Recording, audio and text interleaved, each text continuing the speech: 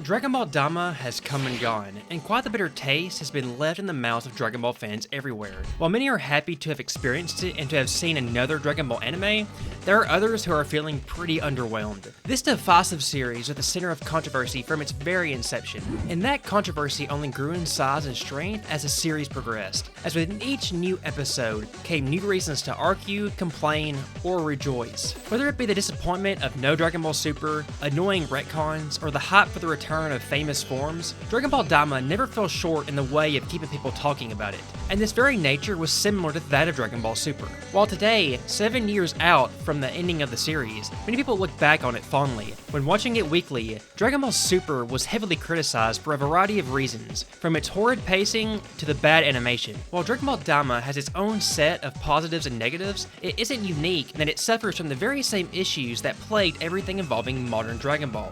Dragon Ball in the modern day has become a franchise. While still with creative and hype moments, it often opts to go the route of fan service while suffering from things like lazy writing, retconning things that conveniently fit the narrative being told, and lacking clear direction while never fully delivering on things promised. It relies heavily on nostalgia to fuel the hype. Villains are oftentimes either rehashed from the past or extremely one-dimensional. Dragon Ball Daima is a series that encompasses all of these negatives and the positives perfectly represents what a modern Dragon Ball product is, and it makes it abundantly clear what things are wrong with the franchise today. I enjoy Dragon Ball Daima, and this video isn't intended to fully tear it apart or hype it up, but to explore the very things that prevented Dragon Ball Daima from being as good as it could have been, and to highlight the issues that are prominent in every modern Dragon Ball story, anime, manga, or movie. My name is Champazard, and join me as I explore how Dragon Ball Daima represents everything wrong with modern Dragon Ball. If you enjoyed the video, consider hitting the like button and leaving a comment down below with your thoughts, as it supports the video and supports the channel, and consider subscribing as well. Retcons and lack of story consistency. One thing modern Dragon Ball is full of are retcons and lack of narrative consistency. Retcons in a story aren't inherently bad. They can expand or give new meaning to past events to give them further significance. Think of Goku being a Saiyan. Goku had a tell from the very beginning of the series who could turn into an Uzaru, but when making that decision, Toriyama was years away from creating the concept of the Saiyans. It was a character trait unique to Goku that didn't have significant exploration or reasoning until much deeper into the series. Then Toriyama decided to greatly expand on this concept he had created years prior and to make it a central plot point. He created the reasoning for the tale being that Goku was a Saiyan, an alien from another planet, a race of warriors who all had tails. This retcon took past concepts like Goku turning into an Uzaru, and it greatly changed the course of the series forever. But a lot of times retcons are done for the sake of convenience. They may not truly add much to the story or make things more significant. Instead, they may completely contradict things established in the past to allow for something to happen in the present story. For the Super Saiyan 4 issues that clash with Dragon Ball Super, Dragon Ball Daima instantly begins with, I kid you not, a retcon of a retcon, while also contradicting Dragon Ball Super. The Potara, in Toriyama's original manga, was established as a method of fusion that was permanent, no matter what. The reason for Goku and Vegeta defusing was left vague and chalked up to perhaps being inside of Buu. This was probably intentional by Toriyama, so that Dragon Ball Super, where the Potara retcon first happened. Here it's explained that only Kai stay fused permanently and that mortals stay fused for an hour, explaining Goku and Vegeta's defusion as them hitting the time limit in the Buu saga. The issue people take with this retcon, me included, isn't it necessarily expanding something vague from the original manga, but the reason it was done and the inconsistency of the retcon across both anime and manga. The main reason this retcon was introduced was most likely as a way for Zamasu to be defeated. Vegeta wasn't originally in Toriyama's scripts for the Goku Black arc until Toyotaro decided to include him. A plot point arises in the manga for Goku and the others to wait until the hour is up for Zamasu and Goku Black to defuse. This is explained as Zamasu not being a fully recognized Supreme Kai, linked to the fusion not being permanent. But in the anime, the fusion is permanent. Zamasu not being recognized as a Supreme Kai and potentially defusing is never brought up. But the biggest issue I take with this retcon is that it led to a classic, and in my opinion, quite lazy Dragon Ball trope. To keep Goku and Vegeta from staying fused and using the excuse that they used too much power for the fusion to end early. Vegeta was present for just a few minutes in the anime and just a few pages in the manga. It was incredibly disappointing compared to what we were all hoping for. To make matters worse, Dragon Ball Super introduced a way to defuse the Potara. Tobito Kai used it to make Dragon Balls to separate into Shin and Kibito, Kibito, and that leads us directly into Dragon Ball Daima with instant contradictions. In Dragon Ball Super, Kibito Ka didn't defuse until after Battle of Gods, but in Dragon Ball Daima, we see Shin and Kibito defused, with their reasoning being that they willingly were absorbed by Majin Buu. This further contradicts Dragon Ball Super, as it seemingly implies that Buu is what defused Vegeta in Dragon Ball Z, not the time limit as Dragon Ball Super chose to imply. The primary issue is clearly how it blatantly contradicts Shin and Kibito being fused in Dragon Ball Super. This could have easily been mended by some simple shenanigans that could have happened at the end of Dragon Ball Daima. Me and everyone else who were trying to explain this simply explained it as Shin and Kibito will probably get stuck having refused by the end of the series. It was a simple thing that would have maintained consistency with them still being fused by the time the events of Dragon Ball Super rolled around. There still would have been the whole Potara issue and what actually defused Vegeta in the Buu saga, but that isn't as egregious as completely messing up the state of two characters. When you get a story like Dragon Ball Daima that takes place in between events like the Buu saga and Dragon Ball Super, you have to be gentle in how you approach it to maintain consistency with future stories. If you just do whatever you want, like defusing Kibito Ka and Daima for the sake of having just Shin tag along with Goku in the Demon Realm, you get careless plot holes like this. This very issue is one of the primary reasons that a lower section of the fandom started saying that Daima is an alternate canon that takes place in a different world than Dragon Ball Super. The Potara retcon in Dragon Ball Daima contradicts the reasoning for the Potara retcon in Dragon Ball Super, both implying different reasons for Vegeta defusing in the Buu saga. It just creates a lot of confusion. So people try to explain things by coming up with alternate canons and them not being connected to one another, and I don't completely blame them. When the series itself failed to maintain consistency or explain things, it falls to the fans to try to do that themselves. And with huge inconsistencies like this, it's just easier to explain them away as being diverging timelines. But that didn't seem like Toriyama and Toei's intention. They went out of their way to show us Dragon Ball Super characters like Owasu. To me, I interpret this as them clearly planting seeds for a connection between the two series. This is fine if handled correctly, but if you're going to detail these Easter eggs and connections to use, then there needs to be consistency within the context of the story that keeps the two stories easily connected without issue or contradiction. An argument could be made that a future story can come out that can explain Supreme Kai and Kibito refusing in the first place. But what ultimately needs to be asked, did they really need to be defused to begin with? Kibito Kai had Supreme Kai as the dominant personality, but with Kibito's physical features. He wasn't gone. Did Toriyama not want to create a Kid Kibito Kai fusion? You can keep them fused and virtually nothing in the story changes other than maybe a slight explanation to Arinsu and Dagesu about why Shin looks different. But it created needless complications, and seemingly no one bothered to correct the inconsistency by the end of the series. This also applies to Super Saiyan 4. When the form first appeared, the instant debate that erupted was why Goku didn't use it or mention it in Dragon Ball Super. The easy and fairly obvious explanation at the time that we all ran with was it was something unique to the Demon Realm that involved the power of Neva and magic. When he said that by the end of the series, Goku would no longer have access to the form, which would make it pretty easy to understand why he would never use or mention the form during the events of Dragon Ball Super. But no, we had yet another needless issue arise that directly contradicted future events, and further contributed to the narrative of Daima being an alternative story in a different timeline. But in my opinion, that theory that originates from no official sources is us fans trying to excuse the bad writing and blatant lack of care for narrative consistency within Dragon Ball stories. Goku is revealed to be able to tap into the form at will once he becomes an adult, and reveals at the end of the series that he knew the form was there, but just needed a little help to first reach it. Then the series ends, Goku being able to use Super Saiyan 4 at will, and no attempts made to amend the inconsistencies that stem from it. So all we are left with are blatant plot holes, or being forced to say Daima has no connection to DBS, is an alternate timeline, and that just makes the events of the story feel even less important, and Dragon Ball's already messy continuity even more broken.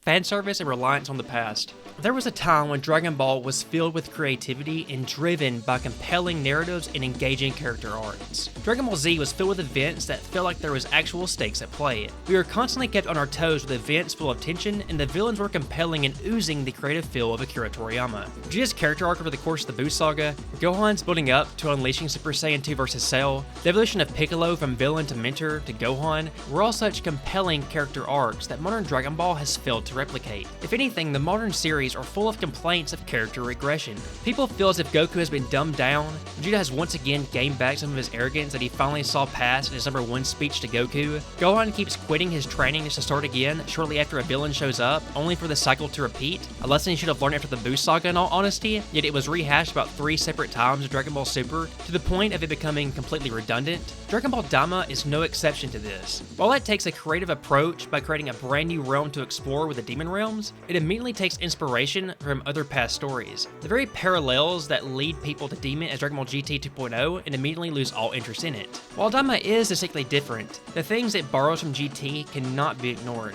The series kicks off with a villain infiltrating the Lookout with Goma, summoning the dragon, and making the cast children. It's just Pilaf obtained the Black Star Dragon Balls and turned just Goku into a kid in GT. Borrowing ideas from GT isn't bad. Toriyama is a talented writer and extremely creative when he wanted to be.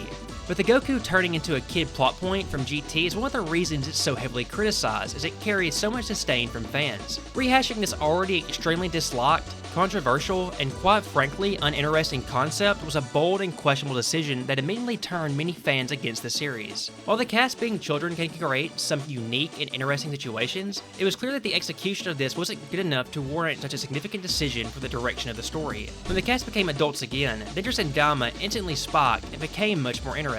Turning them into children was seemingly a plot device to nerf the main cast a bit to make the demon world a bit more threatening, but Goku and Vegeta quickly disproved that with the use of the Super Saiyan forms and defeating the Tamagami as children, something even a fully grown Deborah couldn't do. Them being small didn't truly feel like a handicap until the battle with Goma. Yet by that time, we spent 90% of the series enduring the cast as children where very few things would have changed with them being adults. The things that are applauded that salvage the series for many, including me, are Super Saiyan 4 and Super Saiyan 3. But these were also a result of very things that plague modern Dragon Ball: reliance on nostalgia in the past and fan service. Daima borrowing concepts from GT is just one of many things Dragon Ball has borrowed from the past over the past number of years. After the introduction of Beerus, instead of keeping the new stories going, Toriyama took an extremely conservative and uncreative approach by bringing Frieza back right after that. The only difference was everyone had new forms, nothing that truly warranted an entire film dedicated to that subpar plot at hand. Frieza is Dragon Ball's most iconic villain. Getting him reinvolved in the story was a simple and easy direction to take. Universe 6 was a bit more interesting, but it still suffered from the bland tournament format. Hit was an underdeveloped antagonist who had a really cool gimmick, but not much beyond that for us to get invested in with him as an antagonist. All we knew about him was that he was a very old assassin with a cool technique. Time wasn't given to him to flesh him out. He never truly felt like a threat. The arc was salvaged by Dragon Ball Super bringing back the Kaioken for a super hype conclusion. The Goku Black arc was filled with great potential. Bringing future Trunks back while clearly nostalgia pandering due to the character's popularity isn't a bad thing, as he's a compelling character who could easily have more stories to tell. An evil Goku in itself isn't super creative, but the execution made it interesting. A fallen god who used the body of the symbol of hope for many to bring despair was very compelling. But the story collapsed due to an abrupt and extremely badly written ending. The Tournament of Power was full of new characters, but there wasn't much beyond that in fighting. The most compelling thing was Ultra Instinct, not the new characters or the story being told. It was just another tournament at the end of the day that had a lot of issues with just the pacing and the way it was handled. Dragon Ball Super Broly is the biggest culprit. Dragon Ball went to the drawing board and all in with nostalgia and fan service. While it was done well and I love that movie, the movie clearly lacked originality. It was Broly with a bit of a revamped character and backstory, but similar designs and concepts. Gogeta was made canon and was a nod to Fusion Reborn. These simple stories are fine sometimes, especially when done well, which DBS Broly was, but the movie's common complaint was that it lacked a compelling narrative, as it was just an all-out fight for the majority of the movie, which is still great and all, especially with the way that movie was animated. But Dragon Ball used to provide us with awesome fights and interesting narratives. Dragon Ball Superhero, I think, is the best example of Dragon Ball pulling too much from the past and rehashing old concepts, but falling flat. While DBS probably did the same thing, the beautiful animation and the fights in that movie make it a super fun watch. In Superhero, Gohan once again quits his training, trouble strikes, and he has to unleash his rage once again when obtaining Beast, a form that seemingly came out of nowhere with little explanation.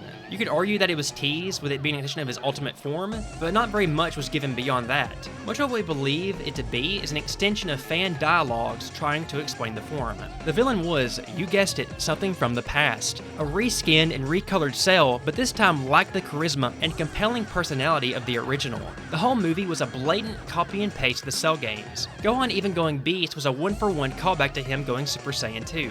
The red line representing him snapping, the way his power unleashed, even the very poses. But this time it was vastly more uninteresting. Us seeing it all before was part of the issue, but another factor is that it had already been done before, while being done far better. Dragon Ball Daima's saving grace for many wasn't some new interesting story that we found extremely engaging. It wasn't a well-developed villain or plot that added to the narrative. It wasn't something unique even to set up future stories or developments. It was once again just another borrowed concept from the past with a slightly modified design, Super Saiyan 4. The hypest moment of the series wasn't something creatively set up, but a rehashed form from the past that seemingly came out of nowhere. In terms of the story Daima was trying to tell, Super Saiyan 4 really wasn't foreshadowed. Not like Super Saiyan 1 and Super Saiyan 2, Goku was weak and defeated, and conveniently, Neva has the ability to unlock a power within him to grant him a new Super Saiyan 4 transformation.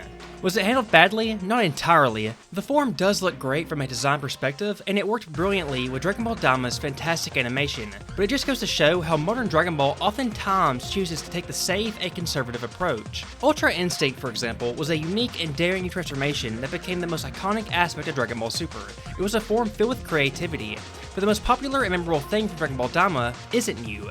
It's also the most popular thing from Dragon Ball GT, but potentially done worse. The design philosophy between the two forms mainly comes down to size and color, with Goku sporting larger hands in Daima, a primal aspect that aligns with Super Saiyan 4's design. Many love that, but many also love the direct and simplistic approach of GT Super Saiyan 4, just using the traditional Saiyan hair color, not making it an entirely new color like most transformations do, further setting it apart from the traditional Super Saiyan transformation to help present it as the pinnacle of the Saiyans and the Uzaru. Design simply comes down to preference. I like both, but lean toward GT's design, but maybe it's just nostalgia. But I do think the significance of GT Super Saiyan 4, the build up to it, and its overall presentation for how the form was obtained far eclipsed Dragon Ball Daima's. It added a new aspect of Saiyan lore into the story behind how Goku would become a Super Saiyan 4. He would have to become an Uzaru and take control, harness its power, and finally transform. It was built up to for several episodes and is an iconic moment in the franchise. This more creative and unique approach to truly show how the transformation was obtained and built up to is in stark contrast to the more simple and, quite frankly, lazy approach of Dragon Ball Daima. One moment Goku is laying on the ground, the next he suddenly becomes a Super Saiyan 4. No in-universe explanation for the moment or what Neva did exactly. It fell to fans to speculate. It ended up boiling down to Goku being aware of the form's existence, but Neva just gave him the nudge he needed. But that was barely explored, and that explanation also implies Goku should always be able to use Super Saiyan 4 at will going forward, which opens up even more plot holes and inconsistencies with the events of Dragon Ball Super. You could argue that the events of Dragon Ball Daima are not canonical to the main Dragon Ball timeline, and while the explanation would work, that's never been officially stated, leaving it to us fans to try to figure out what exactly is going on with the timelines. But if it does tie into Dragon Ball Super in any way, then due to the presence of the God forms and Dragon Ball Super as a whole, for a modern Super Saiyan 4 to work and cohesively fit into the story, there needed to be a viable reason for why the transformation is never used or mentioned in Dragon Ball Super. Something as simple as it being intertwined with magic or only accessible in the demon realm, as many people initially speculated, would suffice. Yet we didn't get that. We get an ending with no attempt made to tie loose ends, a byproduct of Dragon Ball Daima's insistence to concede to fan service and modernize Super Saiyan 4, and the reluctance of Toyotaro, Toei, and others to clarify whether Dragon Ball Daima and Dragon Ball Super are connected or not. What about Super Saiyan 3 Vegeta? That was a very clear attempt at fan service. We've all wanted to see that for a very long time in an actual Dragon Ball anime.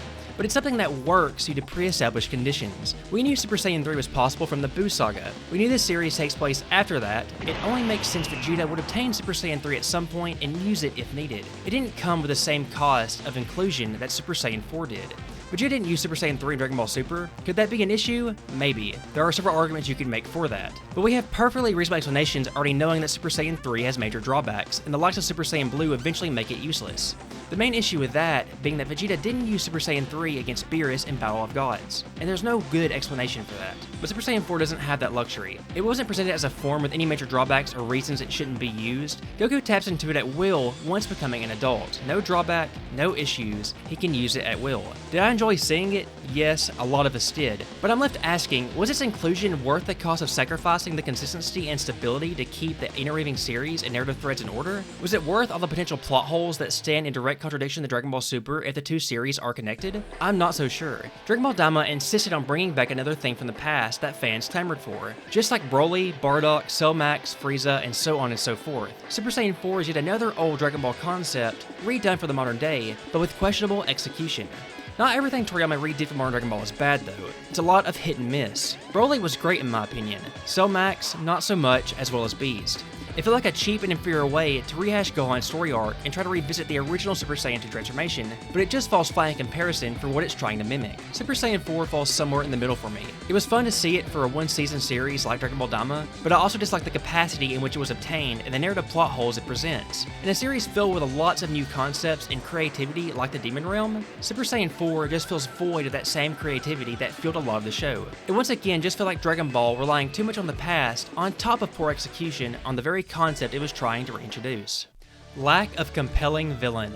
Dragon Ball is comprised of iconic villains. It's hard to find any other anime with villains as well known and recognizable as the likes of Frieza, Cell, and Majin Buu. But an aspect modern Dragon Ball has struggled with is creating new compelling villains that are up to the bar with the iconic ones of the past. Goma never felt like a true threat as a villain, and his motivations were questionable as well. Who are the most well-known villains from Dragon Ball Super? Probably Goku, Black, and Moro. But one thing Dragon Ball Super has done differently is that its arcs are comprised of individuals who are more antagonist than villain. But overall, the series has struggled in this department. In Resurrection F, Toriyama brought back Frieza, who just wanted to fight, to kill Goku and Vegeta and get revenge. This is Dragon Ball once again relying on the past to generate new stories. The Universe 6 arc did feature quite a few new characters, but who was the main antagonist of the arc, Hit or Champa? I'd lean towards Hit, but he isn't a traditional villain. One thing this arc suffered from was a lack of tension and stakes. While in Universe there were high stakes of Universe 7's Earth going to Universe 6, we as an audience never felt like the Z-Fighters were in any real danger. Hit wasn't very fleshed out as an antagonist, and very little time was spent beyond him brooding until we finally saw him in action. And even then, all we knew of him was that he was a legendary assassin. Not much insight into his past or why we should care about him as a character beyond him being cool and strong. The most fascinating part of his character was perhaps him already having a unique ability, the time skip. But Hit as an antagonist didn't add much to an already fairly bland arc. Several of the fights in that tournament also were pretty lackluster, so it fell on the hype of Super Saiyan Blue Kaioken to redeem the arc in the eyes of many. The Tournament of Power featured Jiren as the main antagonist. To this day, he's still regarded as one of the more uninteresting antagonists in Dragon Ball. He spent the vast majority of the Tournament of Power being silent and meditating, barely participating until the very end of the arc. You may have seen the meme that if Jiren had just got serious at the very beginning of the tournament, he would have easily eliminated every other universe. His motivations provided us in a short flashback, which felt more like a quick summary than an actual fleshed out flashback to grant us proper understanding of Jiren's character and motivations. That lack of dedication and care to his past didn't do him any favors and left the majority of his character seemingly boiling down to just being a very strong guy. He does undergo some character development as Goku teaches him to be more open to relying on his comrades, then he shouldn't always rely on his strength alone. But can we truly compare the likes of Jiren to someone like Frieza whose impact to the overall narrative and characters within Dragon Ball is unquestionable? Dragon Ball Super Broly's main antagonist was Broly, and Frieza yet again.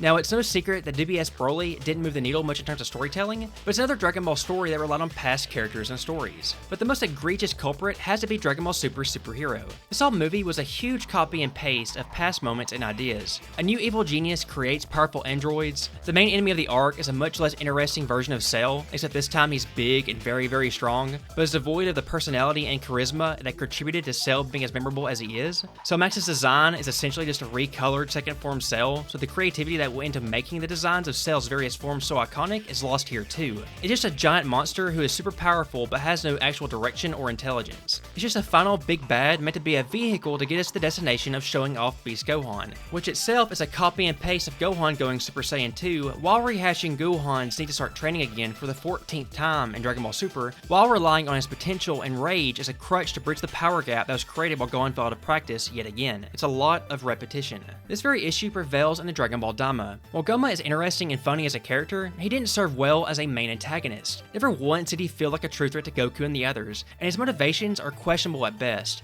He viewed the power of Goku and the others and was afraid of them coming to the Demon Realm, but it was his very actions that led them to the Demon Realm in the first place. If Goma hadn't antagonized Goku and them by coming to Earth and wishing for them to be kids, Goku would have had zero reason to go to the Demon Realm. So his short-sighted actions led to the very outcome he was trying to avoid. There were a lot of discussions surrounding Dagesu or Arinsu being the true antagonist of the series, as Goma just felt like a red herring. But no, Goma actually was the main bad guy. Even with Goku and them as kids, Goma still didn't feel like a threat to them. The only thing that gave him the ability to be in actual opposition was through the third eye. While I liked Toriyama creating these artifacts to add more lore and depth to the worlds of Dragon Ball, the third eye was no doubt a plot device, as it would be impossible to convincingly come up with a reason for Deborah's little brother to naturally be as strong as the likes of Goku and Vegeta, who had surpassed Majin Buu's power at this point. To make matters worse, the third eye felt like it could do literally anything. Make Goma look like the leader of the Pride Troopers? Check. Make him super big and muscular? Check. Heal him and give him an endless supply of stamina so he never sustains damage or gets tired? Check.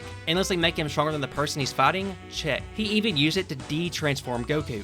This item could literally do anything, it seemed. But to make matters worse, in the context of Daima's climax and the third eye, is the absurd convenience in which Goma came across it. The third eye had gone missing decades prior, and it just so happened that Habis, the very guy who had found the third eye out of the countless beings in the demon realm, just conveniently ends up being the one to be in the perfect position to go with Goku on his adventure, to save Dende and gather the Dragon Balls, and essentially delivers the third eye right to Goma's doorstep, right when he needed it most. It's an absurdly contrived coincidence that when you strip down how it happened, it just makes it seem astronomically unlikely. So the only way Goma even ended up being a threat was through sheer luck that the third eye rolled up to him moments before he really needed it. If someone else had found it, or Habis had just not tagged along, Goku would have dealt with Goma in a matter of seconds. Goma is an inherently bad character. I like his initial design and his connect to Dabura. He's a goofy character that feels like Toriyama created him. But as someone who is meant to be the primary antagonist of an entire short anime series, there's a lot left to be desired. The series builds him up as a joke from the beginning, and only makes him threatening through plot convenience and contrivances that stretch the limits of being reasonable. Once he becomes powerful, he looks just like a Pride Trooper without any of his own unique flair to set him apart.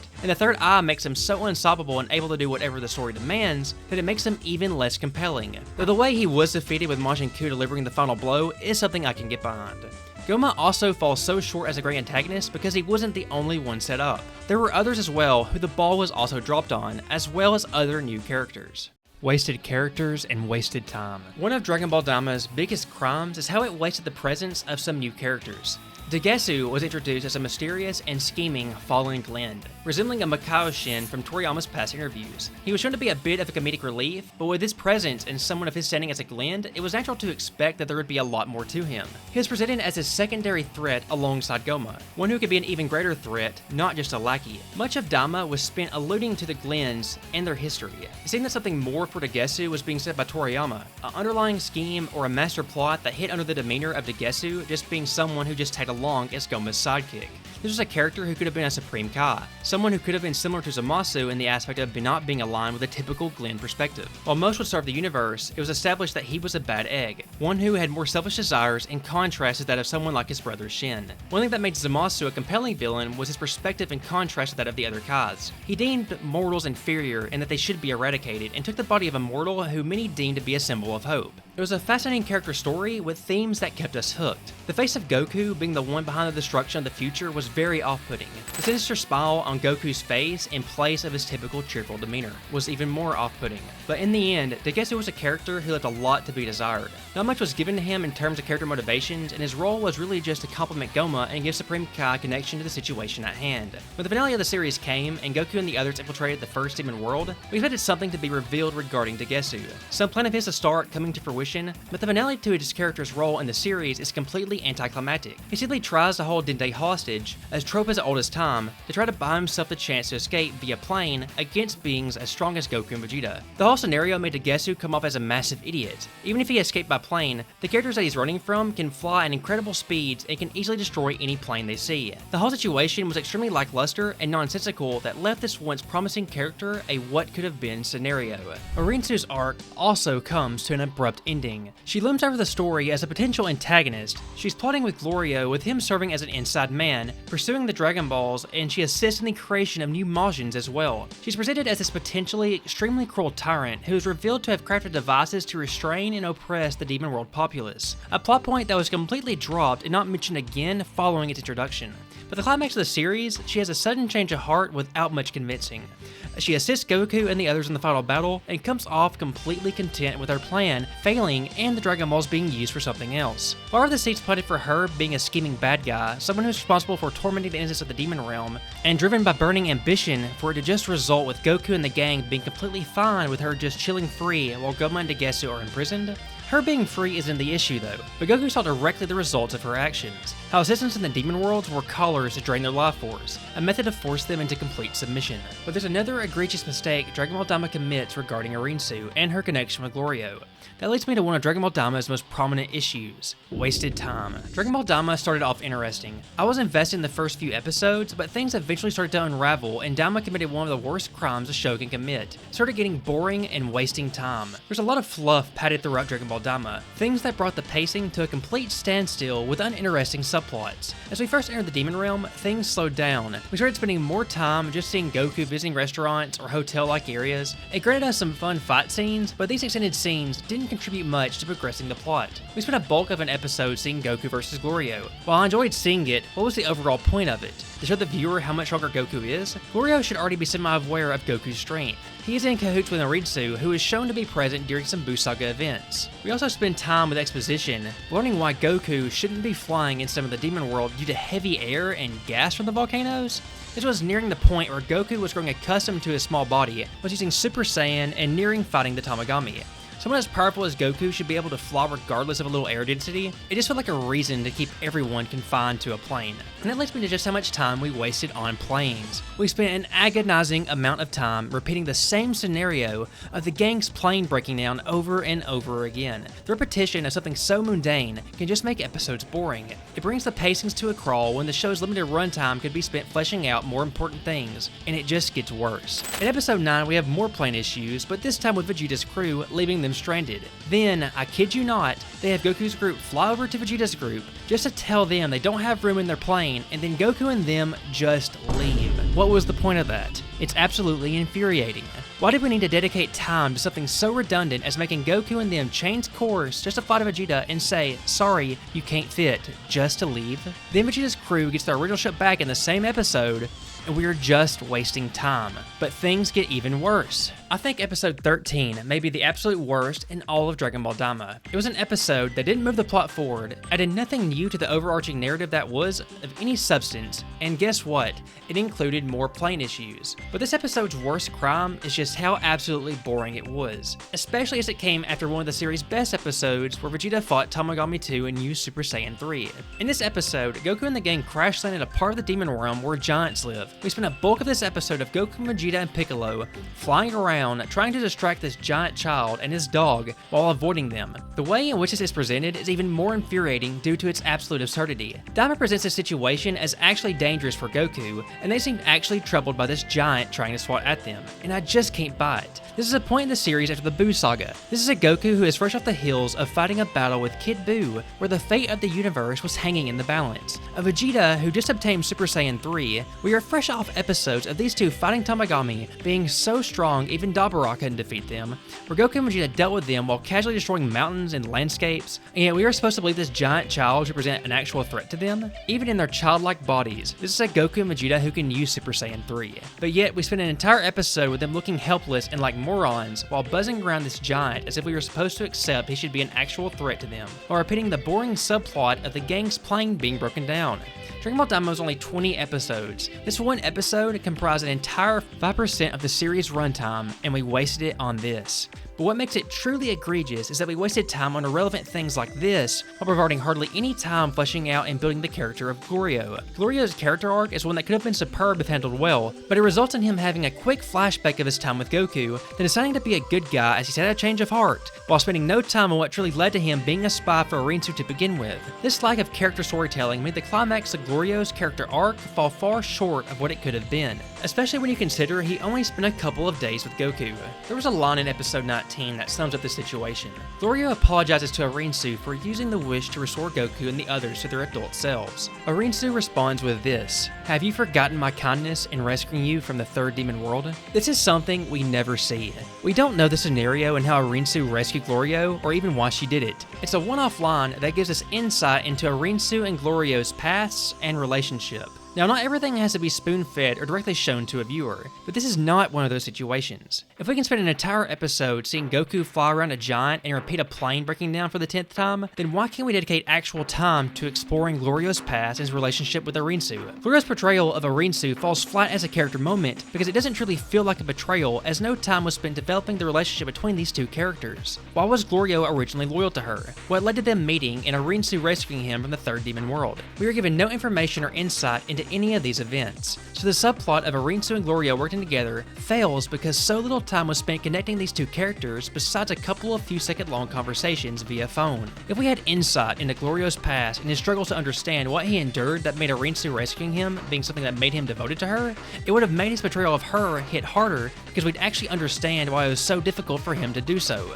But we don't get that. We spent so much time in the series on uninteresting filler situations instead of fleshing out this world, its characters, and their relationships. Glorio states he's grateful to Rinsu and thanks her for everything she's done for him, but we don't know what these things are. If I'm to be invested in these characters and their relationships, I want to know why this moment of betrayal is tough for both of them. Why is Glorio grateful to Rinsu? What did she do for him? We are just left to assume. Instead of spending time watching the development of what could have been one of the prominent great character relationships and arcs in modern Dragon Ball, these huge moments fall flatter than they should because Dragon Ball Daima chose to spend time creating boring and irrelevant situations such as Episode 13, or introducing us to joke characters such as the Temu Ginyu Force for the sake of a quick gag. To make matters worse, it's implied after Glorio flies off to join the battle that Rinsu felt some sense of hurt and loneliness from losing her connection to Glorio, as she smiles when Majin Buu says he will stick with her. This is prominent through all of modern Dragon Ball. Characters are underdeveloped, relationships skipped over, and time wasted on things that are overall just incredibly boring at times. This just leaves us as viewers to be disappointed because we know things could have been much better than they actually ended up being.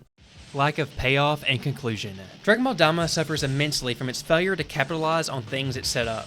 We didn't spend much time truly developing the Demon Realm and exploring its history to the extent we could have. Character relationships and development are glossed over, leaving them either extremely one-note or complete disappointments with wasted potential. Concepts were introduced and events foreshadowed that never came to fruition. What happened to the join bugs? These are blatantly set up as a new method of fusion, leaving us all to speculate about who may fuse. Would it be Goku and Vegeta, or even Goku and Glorio? Yet they are never mentioned again. Goku gets the bugs, and by the time the finale rolls around, the entire fandom expected a new fusion to defeat Goma, but that doesn't happen. The join bugs aren't mentioned again, they're never used, and all it did was serve to leave us disappointed. Dragon Ball fans love fusion. Why introduce a new method of fusion, clearly imply and foreshadow that it will happen, and just not do it? As far as we know, Dragon Ball Daima isn't getting a season 2, or a follow-up movie. It's a plot point that was just never followed up on. It's a massive lack of payoff to what we expected, and this is prominent through all of modern Dragon Ball. Gohan's character arc in Dragon Ball Super Superhero falls flat because we've already seen Gohan start training again just to quit multiple times. Fans would always get their hopes up for Gohan, then he'd just vanish. At Resurrection F, we see him start training again, learning he needs to be prepared for when Goku and Vegeta may not be around, and yet nothing ever comes of that but rehashing the same training arc before the Tournament of Power and during Superhero. It's just a lack of payoff that keeps repeating the same character arc over and over. We keep getting shown new characters with little to no development or arcs to get behind. Hit and Jiren are good examples. Even Moro was nothing more than a planet eater and a generic bad guy who wanted to get stronger. While I very much like the Moro arc, learning more of Moro's origins and his abilities could have been fascinating. We were set up for an arc dedicated to Vegeta visiting planet Sadala, and almost 10 years later, nothing has come of it and we don't know if it ever will. Another potential story that was set up that's had absolutely zero payoff. I enjoy Dragon Ball Daima overall. I like seeing the Demon World and I adore the fights. The animation and fights are breathtaking and among the best in Dragon Ball. For all the things to love, there's just as many things to critique. Seeing Super Saiyan 4 again was awesome, but I can't ignore the issues that come with its execution for the sake of nostalgia. I want Dragon Ball to be as good as it can be, and I think modern Dragon Ball is far from what it could have been. Dragon Ball Super and now Dragon Ball Daima, arcs and series that had things to enjoy and love, but fall short from the heights they could have reached. It's a matter of consistency. We want something that's among the best Dragon Ball has offered, just to follow up with something incredibly underwhelming. Dragon Ball's modern iteration suffers from many things ever since its restart with Battle of Gods. These are issues that have frustratingly persisted for over a decade now, and seemingly will never cease. And that's exactly what Dragon Ball Daima is, a perfect representation of everything a modern Dragon Ball story has become. Awesome character designs, cool transformations, and tremendous fights, interesting lore, with absolutely amazing moments that are heavily dragged down by mundane plot threads, wasted time, retcons and lazy writing, and underdeveloped and badly executed narrative threads. For every moment as great Super Saiyan 3 Vegeta, there's also a moment just as bad as watching Goku's plane crash for the 15th time. And that's just what Dragon Ball is now. Something with incredibly high highs, with extremely low lows. If you've made it this far in the video, thank you so very much for watching. This video took a lot of time to write and record. If you enjoyed the video, please consider hitting the like button and the subscribe button, as it helps the video do well, it helps the channel do well. And leave a comment, let me know if you agree or disagree with me and your thoughts on Dragon Ball Daima as a whole. My name has been Champazard, thank you so very much for watching, and I'll see you next time.